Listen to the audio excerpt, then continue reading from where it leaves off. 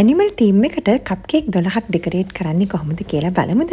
ඉතින් මේ සඳහා මම මේ වගේ පින්තූර ටිකක් අරගෙන තියෙනවා. ඉතින් මේ පින්තූර මම ගෙදරදිම තමයි print කරලා මේ විදියට හදාගත්තේ. ඉතින් මේ විදියට කොහොමද ඔයාලට toppers ගෙදරදිම හදාගන්නේ කියලා මම වීඩියෝ එකක් කරලා තියෙනවා. ඒකත් මම first comment එකේ දාන්නම්. එහෙම නැත්නම් description box එකේ දාන්නම්.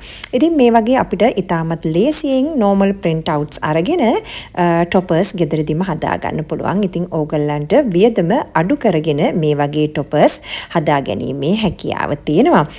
ඉතින් සාමාන්‍යයෙන් අපි කප්කේක් වලට toppers හදනකොට ඒ toppers වල උස ගන්නේ අඟල් 2මාරක්. ඉතින් මේ හැම topper එකක්ම අඟල් 2මාරක් උසයි. මේ තියෙන්නේ විල්ටන් බ්‍රෑන්ඩ් එකේ නම්බර 233 ග්‍රාස් නොසල් එක. ඉතින් ඒත් එක්කම මම මේකට භාවිතා කරේ රසාකෝ එමරල්ඩ් ග්‍රීන් එක. ඉතින් ඔයාලට විල්ටන් ග්‍රාස් නොසල් එකම නෙමෙයි ඔයාලා ළඟ තියෙන ඕනම ග්‍රාස් නොසල් එකක් මේ සඳහා භාවිතා කරන්න පුළුවන්. ඉතින් මේ විදිහට මම කප්කේක් 12ම උඩ ග්‍රාස් නොසල් එකෙන් ඩෙකරේට් කරගෙන යනවා. ඊට පස්සේ අපි හදාගත්ත toppers ටික මේ වගේ කප්කේක් එක මැදින් අපිට ඩෙකරේට් කරගන්න තමයි තියෙන්නේ. ඉතින් ඒත් එක්ක මම අද භාවිතා කරලා තියෙන්නේ මේ කප්කේක් වලට 11 cm කප්කේක් ලයිනර් එක.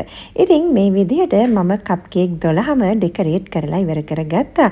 චූටි දුවල පුතාලගේ උපන්දින වෙනුවෙන් හදන ඇනිමල් තීම් කේක් එකට ඔයාලට මේ වගේ ලස්සන කප්කේක් ටිකක් ඩෙකරේට් කරලා තියන්න පුළුවන්. එහෙනම් ඉතින් මේකිනුත් ඔයාලා නොදන්න දෙයක් ඉගෙන ගන්න ඇති කියලා විශ්වාස කරනවා. ගිහින් එන්නම්.